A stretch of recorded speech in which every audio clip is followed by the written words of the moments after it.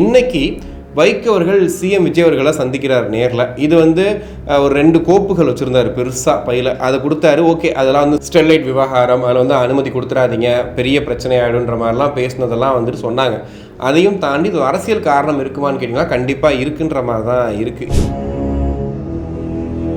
ஏன்னா அவருமே இப்போ ரீசெண்ட் டைமில் திமுகவுக்கு எதிராக பல கருத்துக்களை சொல்ல ஆரம்பிச்சிருக்காரு. அவர் ஓரளவுக்கு ரெடி ஆகிட்டார். ஓகே, நம்ம தாவேக்காக்கு போகலாம் அப்படின்னு ரெடி ஆகிட்டார்ன்ற மாதிரி தான் இருக்குது. ஆனால் இதில் கூட சிக்கல் என்ன அப்படின்னா, இப்போ திமுக விமர்சனம் பண்ணி பல கருத்துக்களை முன்வைக்கும் போதும் உதயசூரியனில் போட்டிட்டு துரதிருஷ்டவசமானது அப்படின்னு சொன்னதாக இருக்கட்டும், இது எல்லாமே கனெக்ட் பண்ணி பார்க்கும்போது அவருக்கு திமுக கூட்டணிகளுக்கு இப்போ விருப்பம் கிடையாது. ஸோ அதனால் மேக்சிமம் மதிமுக தாவேகா கூட்டணி இணைகிறதுக்கு நிறைய வாய்ப்புகள் இருக்குங்கிறதையும் பார்க்க முடியுது.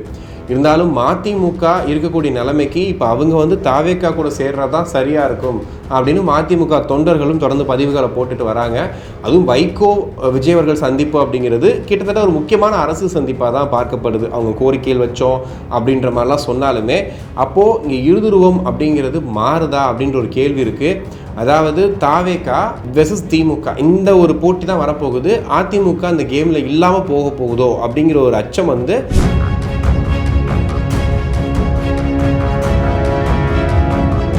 இது போன்ற வீடியோக்களை தொடர்ந்து பார்ப்பதற்கு தமிழ்நாடு டைம்ஸை சப்ஸ்கிரைப் பண்ணிக்கோங்க. எங்களுடைய சமூக வலைதள பக்கங்களான ஃபேஸ்புக், இன்ஸ்டாகிராம், எக்ஸ் பக்கங்களை ஃபாலோ பண்ணிக்கோங்க. உலகெங்கும் வாழும் தமிழ் நெஞ்சங்களுக்கு கிறிஸ்டியின் அன்பு வணக்கம். நம்மளுடைய எதிர்கட்சி தலைவர் உதயநிதி ஸ்டாலின் சொன்னார் இல்லையா, இந்த மாதிரி கரவேட்டி கட்டிட்டு போயிடுறாங்க அப்படின்ட்டு. இப்போ கிட்டத்தட்ட வைகோ அவர்கள் அந்த முயற்சியில் தான் ஈடுபட்டிருக்காரு.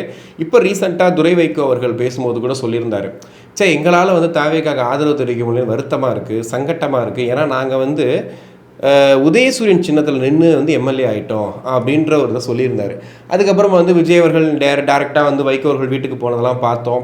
அங்கே போய் அவங்க பரஸ்பரம் பேசிக்கிட்டதை பார்த்தோம். இன்னைக்கு வைகோ அவர்கள் சிஎம் விஜய் அவர்களை சந்திக்கிறார் நேரில். இது ஒரு 2 கோப்புகள் வச்சுருந்தார் பெருசாக பையில். அதை கொடுத்தாரு. ஓகே, அதெல்லாம் ஸ்டெர்லைட் விவகாரம், அதில் அனுமதி கொடுத்துடாதீங்க, பெரிய பிரச்சனை ஆகிடுன்ற மாதிரிலாம் பேசினதெல்லாம் சொன்னாங்க. அதையும் தாண்டி இது அரசியல் காரணம் இருக்குமான்னு கேட்டிங்கன்னா கண்டிப்பாக இருக்குன்ற மாதிரி தான் இருக்குது. ஏன்னா அவருமே இப்போ ரீசெண்ட் டைமில் திமுகவுக்கு எதிராக பல கருத்துக்களை சொல்ல ஆரம்பிச்சிருக்காரு.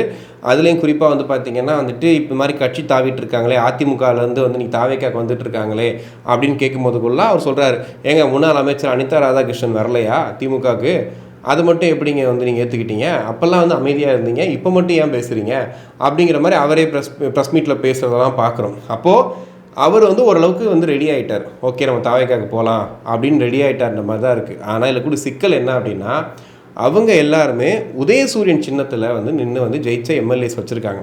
இப்போ அவங்க ராஜினாமா பண்ணவும் முடியாது, பண்ணாலும் பிரச்சனையாகும். ஸோ மதிமுக கிட்டத்தட்ட தாவேக்கா கூட்டணிக்குள்ளே வந்துருவாங்கன்றது அவர் சந்திப்பு, அவருடைய செயல்பாடுகள் எல்லாத்தையும் பார்க்கும்போதே தெரியுது. நேரடியாக போயிட்டு முதலமைச்சர் அவர்களை திருச்சி போயிட்டு வராருன்னு டக்குன்னு போய் அவரை பிடிச்சி பேச ஆரம்பிக்கிறது வச்சுங்களேன், எல்லாமே பார்க்கும்போது கிட்டத்தட்ட அவர் கண்டிப்பாக தாவேக்காக்குள்ளே வந்துருவாருன்னு தான் தெரியுது. இதை கூட எப்படி பார்க்கலாம் அப்படின்னா, யார் முதல்வராக அந்த டைமில் இருந்தாலுமே வைகோ அவர்கள் இப்படி துரு தான் இருப்பார், ரொம்ப புகழ்ந்து பேசுவார் அப்படின்ற மாதிரிலாம் இருந்துச்சு. ஆனால் திமுக விமர்சனம் பண்ணி இப்போ ரீசெண்ட் டைமில் பேச மாட்டார் அப்படின்ற மாதிரி தான் இருக்கும்போது, இப்போ திமுக விமர்சனம் பண்ணி பல கருத்துக்களை முன்வைக்கும் போதும் உதயசூரியனில் போட்டிட்டு துரதிருஷ்டவசமானது அப்படின்னு சொன்னதாக இருக்கட்டும், இது எல்லாமே கனெக்ட் பண்ணி பார்க்கும்போது அவருக்கு திமுக கூட்டணிகளுக்கு இப்போ விருப்பம் கிடையாது. முற்றிலுமாக முறிச்சுக்கிட்டு வெளியே வரலாம். பட் இந்த எம்எல்ஏக்கள் ராஜினாமா அப்படின்னும் போது அது எப்படி அந்த பிரச்சனைகளை சிக்கலை தவிர்க்கிறது அப்படிங்கிறதையும் பார்க்க வேண்டியிருக்கு. இல்லைனா மொத்தமாக நம்ம பிரிஞ்சு வந்துடலாம் அப்படிங்கிற மாதிரி தான் யோசிச்சுட்டு இருக்காங்க. ஸோ அதனால் மேக்ஸிமம் மதிமுக தாவேகா கூட்டணி இணைகிறதுக்கு நிறைய வாய்ப்புகள் இருக்குங்கிறதையும் பார்க்க முடியுது. இன்னொரு சைடு இப்போ மதிமுக உள்ளே வர்றது ஒரு விஷயம் அப்படின்னு எடுத்துக்கிட்டாலும், விசிகாவுடைய ஒரு சிக்கல் இப்போ புதுசாக நான் சொல்கிறது இப்போ புதிய தலைமுறையில் ஒரு டாக் ஷோ ஒன்று ரெடி பண்ணுறாங்க. அந்த டாக் ஷோவில் தொல் திருமாவளவர்கள் கலந்துக்கிறார். அப்போது கலந்துக்கும் போது அவர் சொல்லக்கூடிய கருத்துக்கள் எப்படி இருந்துச்சு அப்படின்னா, இன்னமும் நாங்கள் திமுக கூட்டணியில் தான் இருக்கோம், நாங்கள் என்னைக்கு கூட்டணி முறிச்சிட்டு வரோன்னு சொன்னோம், என்னைக்கு இருந்தாலும் எங்கள் அமைச்சர் பதவியை விட்டுட்டு வெளியே வர்றதுக்கும் அமைச்சரை விட்டு வெளியே வர்றதுக்கும் நாங்கள் தயாராக இருக்கணும்னு ஒரு வார்த்தையை சொல்லும்போது, அப்போது இங்கே திமுகவில் முக ஸ்டாலினும் உதயநிதி ஸ்டாலினும் தொடர்ந்து சொல்லிகிட்டே இருக்காங்க, 5 வருஷம் தாங்காது இந்த ஆட்சி, நீங்கள் வேணால் பாருங்கள் அப்படிங்கிற மாதிரி சொல்லிகிட்டே இருக்கும்போது இதுக்கும் அதுக்கும் ஏதோ லிங்க் இருக்குமோன்ற மாதிரி தான் ஒரு ஃபீல் இருக்குது. அப்படி இருக்கும்போது கண்டிப்பாக மதிமுகலேருந்து வர்றாங்க அப்படின்னா அவங்களையும் உள்ளே போட்டு சேர்த்துக்கிறதுக்கான வாய்ப்புகள் இருக்குது. ஏன்னா வந்து ஒருவேளை விசிகா வெளியே போனால் கூட இங்கே அதிமுக எம்எல்ஏக்கள் இருக்காங்க, இன்னொரு பக்கம் வந்துட்டு இவங்க இருக்காங்கன்னும் போது ஓகே, ஏதோ ஒரு பேலன்ஸ் பண்ணிடலான்ற மைண்ட் செட்டோட பண்ணுறாரா அப்படிங்கிற மாதிரியும் இருக்குது. இருந்தாலும் மதிமுக இருக்கக்கூடிய நிலைமைக்கு இப்போ அவங்க வந்து தாவேக்கா கூட சேர்றது தான் சரியாக இருக்கும் அப்படின்னு மதிமுக தொண்டர்களும் தொடர்ந்து பதிவுகளை போட்டுட்டு வராங்க. அதுவும் வைகோ விஜய் அவர்கள் சந்திப்பு அப்படிங்கிறது கிட்டத்தட்ட ஒரு முக்கியமான அரசு சந்திப்பாக தான் பார்க்கப்படுது. அவங்க கோரிக்கைகள் வச்சோம் அப்படின்ற மாதிரிலாம் சொன்னாலுமே எனக்கு தெரிஞ்சு நாளைக்கு கழிச்சு ஒரு அறிவிப்பு வரும்னு நினைக்கிறேன். அந்த எம்எல்ஏக்கள் ராஜினாமா பண்ணிட்டு வந்துருவாங்க அப்படின்ட்டு. அதிமுகவில் கிட்டத்தட்ட மொத்த கூடாரமும் காலியாகிறதுக்கான அத்தனை வாய்ப்புகளும் இருக்குன்ற மாதிரி முக்கியமான தலைவர்கள் விஜயபாஸ்கர் உட்பட நிறைய பேர் கிளம்பி வந்துகிட்டே இருக்காங்க. இன்னைக்கு காலையில் கூட வந்து கௌதமி அவர்கள் அந்த பொறுப்பில் இருந்து விலகி நான் வெளியே வரேன், கனத்த இதயத்தோடு வெளியே வரேன்னு சொல்லிட்டு அவங்களும் கிளம்பி வர்றாங்க. அப்போது இங்கே இருதுருவம் அப்படிங்கிறது மாறுதா அப்படின்ற ஒரு கேள்வி இருக்குது. அதாவது தாவேக்கா வெர்சஸ் திமுக இந்த ஒரு போட்டி தான் வரப்போகுது. அதிமுக அந்த கேமில் இல்லாமல் போக போகுதோ அப்படிங்கிற ஒரு அச்சம் வந்து கண்டிப்பாக அதிமுக தொண்டர்களுக்கு இருக்கத்தான் செய்யும். இப்போ அங்கே வந்து போட்டியிட்ட தொகுதியில் அதுவும் இவ்வளோ செல்வாக்கு மிகுந்த வேட்பாளர்கள் தங்களுடைய பதவியை ராஜினாமா பண்ணிட்டு தாவேக்கால இணைகிறாங்க அப்படின்னா அப்போ அதிமுகக்குள்ளே என்ன அளவுக்கு அந்த வலுவான பிடிப்பு இருக்குன்னே தெரியல. அப்போ வந்து எடப்பாடி பழனிசாமி அவர்களை நேரடியாகவோ மறைமுகமாகவோ அவர்கிட்ட தகவல் கூட சொல்லாமல் இந்த மாதிரி வந்து பிரிஞ்சு வெளியே வர்றாங்க அப்படின்னா உண்மையிலேயே அதிமுக ஒரு தலைமை இல்லாத, ஒரு நல்ல தலைமை இல்லாமல் தான் வந்து அதிமுக வந்து போயிட்டுருக்கு அப்படிங்கிறத பார்க்கும்போது தெரியுது. ஆனால் உள்ளுக்குள்ளே இருக்கிறவங்க இல்லைங்க அதிமுக கட்டமைப்போடு தான் இருக்குதுன்னு சொல்கிறாங்க. ஆனால் இதுக்கு முன்னாடி தோல்வி அப்படின்னும் போது ஜெயலலிதா அவர்கள் இதுக்கு முன்னாடி பெரிய தோல்வியை பார்த்துருக்காங்க. இருந்தாலுமே அந்த தோல்வியிலேருந்து எப்படி மீண்டு வரணும் அப்படிங்கிறதான் யோசிச்சிருந்தாங்க. இன்னொன்று தோல்வியில் அவங்க இருக்கும்போது கூட பார்த்தீங்கன்னா நிறைய கட்சிகள்லேருந்து அதிமுகவில் சேர்றதுக்கு ஆசைப்படுவாங்க. ஏன்னா அந்தளவுக்கு அதிமுக கட்சி ஒரு பவர்ஃபுல்லாக இருந்துச்சு.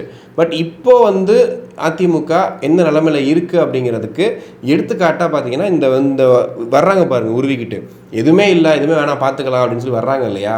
ஸோ இதை பார்க்கும்போது கண்டிப்பாக அதிமுக அடுத்து தேர்தலில் என்ன மாதிரி நிலைப்பாடு எடுக்க போகிறாங்க, எப்படி வந்து தன்னுடைய கட்சியை வந்து கொண்டு வந்து நிற்க வைக்க போகிறாங்க அப்படிங்கிறத பொறுத்திருந்து பார்க்கலாம். கடைசியாக வந்து தூத்துக்குடியில் 38,000 கோடி HDKSOE அப்படின்ற ஒரு கம்பெனி வந்து கப்பல் கட்டக்கூடிய கம்பெனியாக. ஸோ இந்த கம்பெனி வந்து இங்கே முதலீடு செய்கிறதுக்கான ஒரு புரிந்துணர்வு ஒப்பந்தம் வந்து கையெழுத்தாக போகுதுன்னு சொல்லி நீங்கள் அமைச்சர் கீர்த்தனா அவர்கள் டைரெக்டாக கூட்டிகிட்டு வந்து சிஎம் விஜய் அவர்களை மீட் பண்ண வச்சுருக்கிறாங்க. ஸோ 38,000 கோடி முதலீடு தமிழ்நாட்டுக்கு வரப்போகுது. அதுவும் வந்து கப்பல் கட்டும் தொழில் அப்படின்ற ஒரு விஷயத்தை வந்து பார்க்குறோம். ஸோ அவங்க அமைச்சர் கீர்த்தனா அவர்கள் தொடர்ந்து இந்த மாதிரி நாடாக போய் நிறைய விஷயங்களை ஈர்த்திட்டு வராங்க. எனக்கு தெரிஞ்சு ஒரு நாட்டில் போயிட்டு சிவகாசியில் பட்டாசுலாம் ரொம்ப சீப்பாக கிடைக்கும், நீங்கள் வாங்கிக்கங்கன்னு சொல்லி அதை வேற வந்து விற்றுட்டு வந்துருக்குறாங்க. ஸோ அவங்க வந்து ஒரு மாதிரி அந்த பொறுப்புக்கு ஏற்ற வேலையை வந்து பார்த்துக்கிட்டே தான் இருக்காங்க. ஸோ வாழ்த்துக்கள். 38,000 கோடி வந்து முதலீடு வரப்போகுது. அதை தாண்டி 15,000 பேருக்கு வந்து இங்கே வேலை வாய்ப்பு அப்படின்னும் போது அனைவரும் எதிர்பார்க்கக்கூடிய ஒரு விஷயம் அதுதான். வேலைவாய்ப்பு கொடுக்கணும், வேலைவாய்ப்பு கிடைக்கணும் அப்படின்றது. ஸோ அந்த விஷயத்தை வந்து நிகழ்த்தியிருக்காங்க. சூப்பர். இன்னொரு பக்கம் பார்த்தீங்கன்னா 3வது மாஸ்டர் பிளான் சொல்லிட்டு சென்னையை அடுத்த கட்டத்துக்கு, அதாவது சென்னை பெருநகரத்தை அடுத்த கட்ட வளர்ச்சி கொண்டு போகிறதுக்கான ஒரு திட்டம். 1189 சதுர கிலோமீட்டர் வந்து அதை விரிவாக்கம் பண்ணி அந்த இடங்களை வந்துட்டு புத்துணர்வு பண்ணி ஒரு அடுத்த லெவலுக்கு ஒரு பெரிய ஒரு சிட்டி அப்படின்ற ரேஞ்சுக்கு கொண்டு போகிறதுக்கான திட்டத்தில் வந்துட்டு முனைப்பாக வந்து முதல்வர் விஜய் அவர்கள் செயல்பட்டு வரதாகவும் சொல்கிறாங்க. ஸோ அவர் வந்து அந்த விஷயத்தில் ரொம்ப டீப்பாக இருக்கார், யோசிக்கிறாரு அப்படிங்கிற மாதிரியும் சொல்லியிருக்காங்க.